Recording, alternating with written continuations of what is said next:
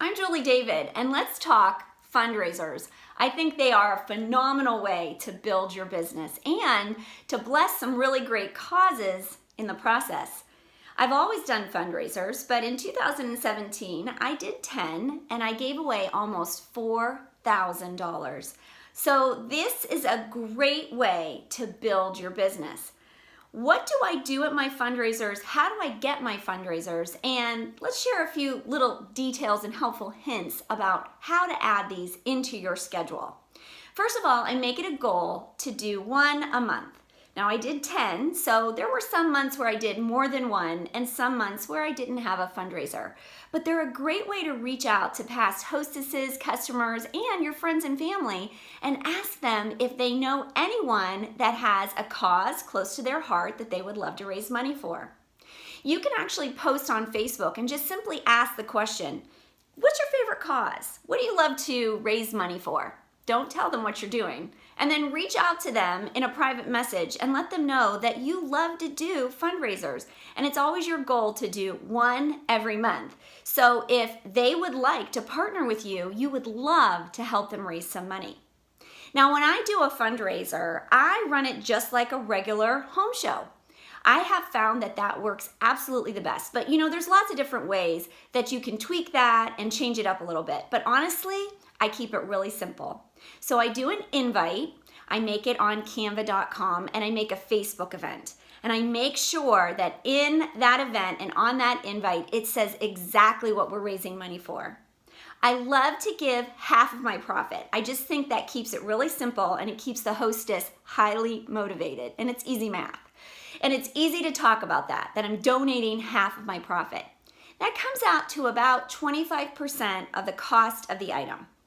Now, what I do when I'm figuring out my math, and I make sure I tell my hostess this up front, is that we aren't going to offer a special. We're going to have everything at full retail value because we want to maximize the donation. And then once we're all done, we'll add up the retail, divide it in half. And then what I do is I subtract out my jeweler fee and I subtract out my credit card processing fees. Now, there was one show where I didn't think to do that, and it cost me a lot because it was a big, huge donation. So I think that's a really important part of your math problem that you need to do because you're not making that as profit. So after you subtract out your credit card fees, then just divide it in half and write them a check. Now, you want to make sure that you wait until you close the show and you have everybody's orders and payments all processed before you write that check. But don't wait too long. Write it right away and send it off to her so that you can celebrate even in your Facebook event. Show how much you were able to donate and thank everyone over and over. I have a Facebook event and I think that's so helpful because I believe that the retail of my fundraisers since we got the online catalog has gone through the roof. I had my largest fundraiser in September. We had a big event and it was a $2,000 show, which is great, but it ultimately ended up being $4,700. So $2,700 of that fundraiser we got from online purchases. So it's really helpful to have a Facebook event because the hostess can throw all of her people into that Facebook event and we can keep that link in front of everyone and we can thank them when they make a purchase and even show how much we've raised as we're moving along in the process. So it's a great way to keep people engaged. Another thing that has really helped my fundraisers explode in the last part of 2017 was direct ship. Because when we had a $4,700 show, can you imagine if that hostess had to go and deliver all of that jewelry? She would have been exploding, right? That would have been so difficult. But almost all of those people paid to have it directly shipped to them. Right now, I'm doing a fundraiser online with my niece in another state, so I can't be there. So I love that we can do a Facebook Live event, and we're doing that tonight. She's already got 2 orders in and it's at $500, right? So that's very exciting. One of those orders is from California and one of those orders is from Florida. I live in Pennsylvania and she lives in Massachusetts. So direct ship is making it so easy for her to get the word out and to raise money for her missions trip from all of our relatives across the country. So direct ship, the Facebook event, and using your online catalog is critical in having a successful fundraiser. And making sure that you're thanking these guests on that Facebook event gets them excited to participate. Also, make sure you just go the traditional route and have a show. Do a presentation. This is how you're going to grow your business. And this is the real benefit to you. Having a fundraiser is a good thing. We're doing a good thing, but we're also basically paying for marketing because this hostess is going to work harder for us and it's going to be a larger show. So you want to take advantage of all of those gals that are at that event and show the versatility of the jewelry, show off the tips and tricks that you've learned, have fun, and make sure you do a booking activity. When you do your booking activity at a fundraiser, you can have some fun with it. You can either offer additional funds that you'll donate to the cause from their shows. So I told my niece every show that we book, I'll continue to donate to her missions trip at least 10% of my profit. So depending on how connected you feel to that particular cause, you may give more or less or not even offer that. If the people at the show aren't interested in raising further funds, then it's sometimes not a motivator. Now, one of the things you can do is you can use the free jewelry. Now, I've always made it a habit of giving my hostess all of the free jewelry. I'm not interested in it. I have so much jewelry on my own. Plus, I want her as motivated as she can possibly be. So when she knows she's getting that free jewelry, on top of raising the money for whatever cause she's raising for, she's super excited. Some hostesses, though, really want to use that jewelry to benefit their cause. So you can have drawings. You could give tickets for each purchase. You can give 5 tickets or 10 tickets for booking a show. And you can draw for some of that free jewelry and allow the participants to actually win it, which is super fun. I've also had hostesses like that hostess that had the $4,700 show.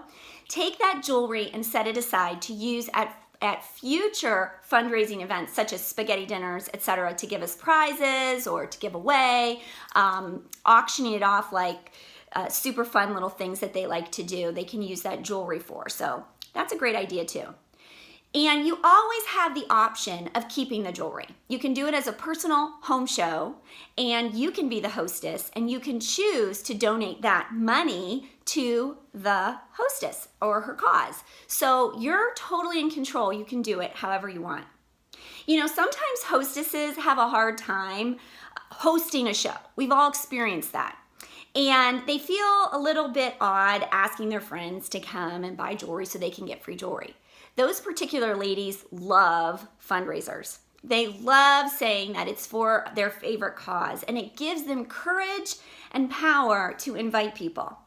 When you're asking someone to do something for someone else, it's always easier than when you're asking for yourself. And so fundraisers are incredible tools. You can also reach out to your friends and family and send a text message that just says, hey, I don't have a fundraiser yet for March. Do you know anyone that wants to raise some money for their favorite cause? And network. Hopefully, they might say them. Churches are great to do these fundraisers for because a lot of times you can go ahead and have the event at the church, which is always helpful. Now, I've also done fundraisers that are for teams. So like a dance team, a cheerleading team, or maybe the band. Now, what I've done is when I do these type of fundraisers, I like to go to a meeting and meet everybody. I show a few of my pieces and I explain how much money they could actually raise. Also, I have a sign-up sheet and some catalogs. I don't give it out to everybody because my catalogs cost money. And now with the online catalog, they really don't need a paper catalog. But some people like them. And so I have them sign them out and ask them if they would have sort of a touch-base person who's my hostess to return them to. And that way I can follow up with them. I don't just randomly hand them out or leave a million different catalogs with them hoping they're going to use them. The style guides are also really great tools that you could hand out, along with a sticker on the back that has your online catalog. And make sure that you've established your event with a name everyone's going to recognize. So put the name of the hostess and the event and the cause that you're raising money for. Also, make sure that everybody knows how to order online. So consider creating a little graphic with the name of the event right there on the graphic and information on how they can order. And have the hostess get excited as usual. So make sure you coach her and show her the potential of all of the money that can be raised. Continue to get her excited throughout the process and give her some time after the event is over and she really realizes the potential to continue to raise some more funds by getting more orders. So fundraisers are awesome. Think about it. I raised $4,000. That means I made $4,000. So in 10 events, I made $4,000, averaging $400 per event in profit. So that is a pretty good profit margin. Fundraisers tend to be bigger, and I think fundraisers tend to be more fun. So go out there and ask your friends and family if they have a cause that they would like to raise money for, that they could partner with you on and have some fun. And I hope that this really can just ignite and create a lot of momentum in your business.